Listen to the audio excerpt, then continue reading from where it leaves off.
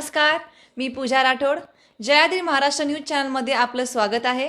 पाहाव्यात आजच्या काही ठळक घडामोडी. जयाद्री खंडोबा मंदिर येथे महाशिवरात्रीला त्रिलोक शिवमल्हार दर्शनासाठी भाविकांची प्रचंड गर्दी. जयाद्री पर्वत रांगावर असलेले खंडोबा गडावर महाशिवरात्रीनिमित्त त्रिलोक शिवमल्हार लिंगाच्या वर्षातून एकदाच घडणाऱ्या या शिवदर्शनासाठी भाविकांनी तब्बल 48 तासाची रांग लावली. शनिवारी मध्यरात्रीपासूनच देशाच्या विविध राज्यातून आलेल्या भाविकांनी दर्शनासाठी प्रतीक्षा सुरू केली होती.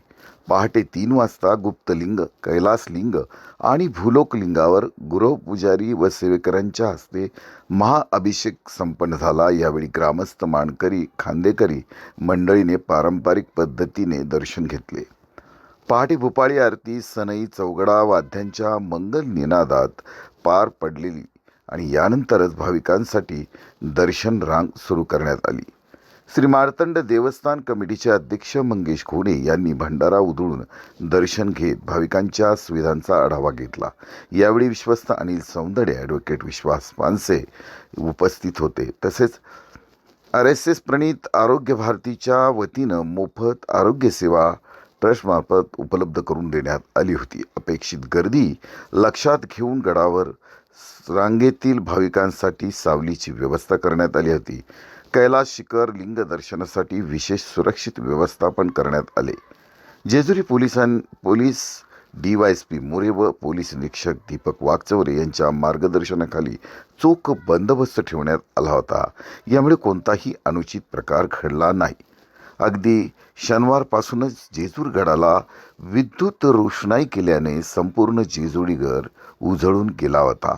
महाशिवरात्रीची रात्र हर हर महादेव सदानंदाचा एककोट या नामगर्जनानं सुरू झाली. प्रतिनिधी विजयकुमार हरिश्चंद्र, जयाद्री महाराष्ट्र न्यूज, जेजुरी.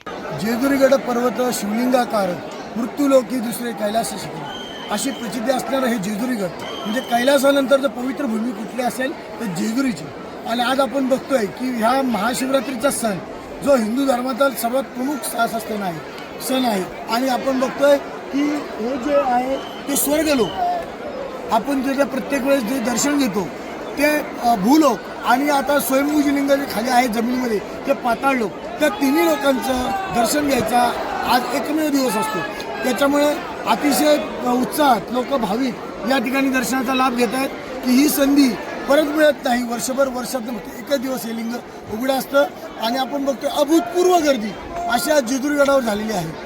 विद्युत रोषणाई असेल, आकर्षक विद्युत रोषणाई, त्याच्यानंतर फुल सजावट असेल आकर्षक, की याचं सुद्धा विलोभनीय दृश्य आज जेजुरीगडावर पाहायला मिळते. आणि सगळ्यात याच्यामध्ये महत्त्वाचं असं सोनं की लोक भंडाररूपी सोनं या ठिकाणी उधळून आपला आनंद या ठिकाणी साजरा करत आहेत, दर्शन घेत आहेत, आपली देवभेट करत आहेत.